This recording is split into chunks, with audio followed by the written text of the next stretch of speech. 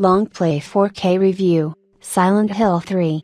If you thought it was grim up north, you should try paying Silent Hill a visit. Fog, mutant dogs, slime, axe-wielding nurses and deranged pedophiles are just a few of the delights that will greet the unsuspecting traveler. For some strange reason, every psycho loser seems to end up going there at some point or other, and Silent Hill 3's lead character Heather, who looks spookily like the sister of James Sutherland, Silent Hill 2's lead, is no exception. Supposedly a happy, carefree 17-year-old, Heather is in fact blighted by her worst nightmares almost from the game's kickoff. A merry stroll around her local shopping mall marks the start of a gruesome, terrifying and predictably confusing adventure that unravels her secret past. So secret that in fact even she had no idea why she keeps slipping in and out of some hideous parallel dimension, or why distorted hellspawn and mental patients are terrorizing her at every turn. This is no tedious B-movie sub-Resident Evil sludge, though. As fans of the series will heartily testify, the standard of the plot, the voice acting, and just about any other facet are superior to any other survival horror adventures you could care to mention. Given that it's the game's centerpiece, let's talk about the plot first. Avoiding any spoilers, it's fair to say that as far as gaming storylines go, Silent Hills is more than a little distressed, if not at times distressing.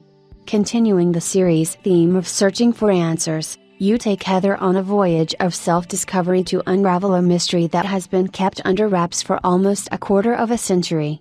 Kicking off in a shopping mall, the game twists and turns via a plethora of stunning locations including a train station, a train, a haunted house, an amusement park, a hospital, again, sewer, office complex and of course the fog-ridden Silent Hill town itself, making a subtle reprise.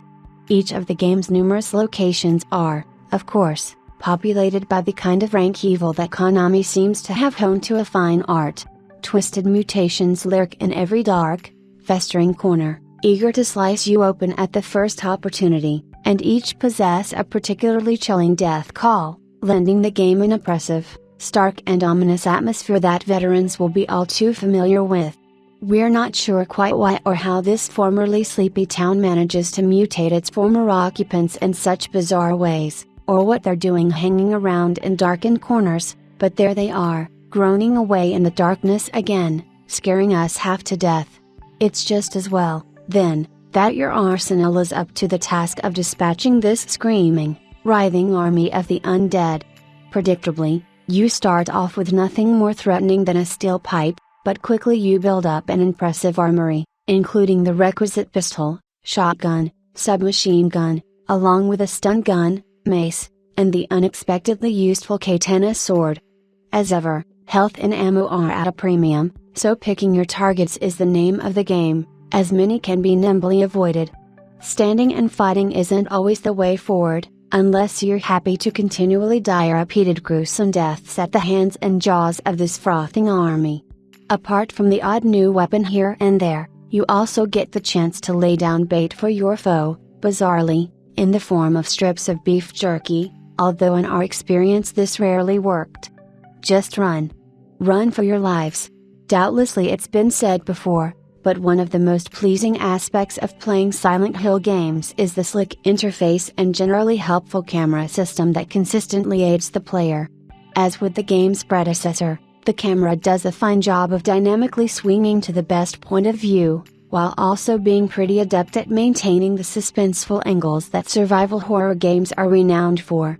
The game scores even more brownie points for enabling the player to swing the camera behind, by tapping L2, with L1 allowing for a significantly superior combat experience than any of the Resident Evil games. Rarely do you not get to see what you're aiming at, although the auto-targeting system does a fine job even when you can't quite get the right camera angle. Also, during the more adventure-heavy areas of the game, you're able to scan around your environment should you feel the need. In general, though, significant objects are always clearly placed, and this enables the player to just get on with the action without having to resort to the adventurer's bugbear, the click on everything syndrome. Another area that Silent Hill 3 excels in is the way it allows its audience to play the game the way they want to.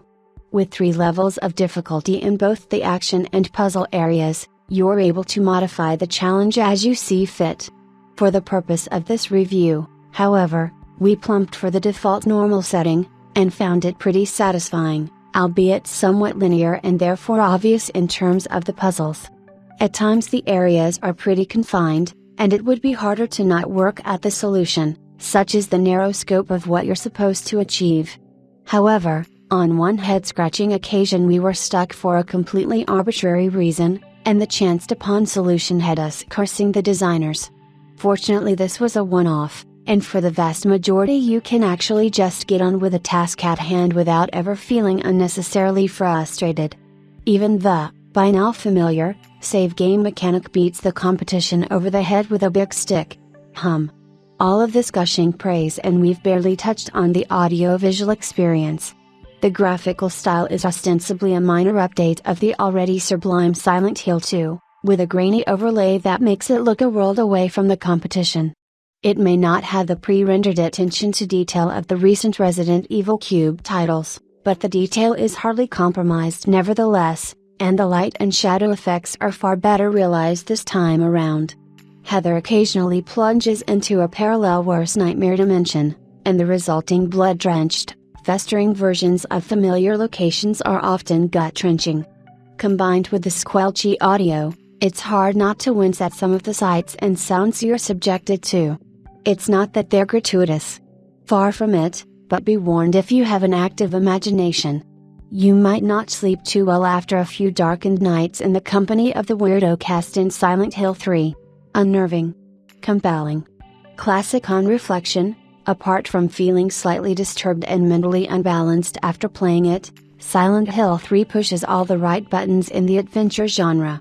While it arguably does little in terms of innovation, it has some classic puzzles, far more satisfying combat elements than ever before, some truly horrifying sections, fantastic visuals, gruesome audio and a quality storyline that kicks most of the embarrassing competition out of sight.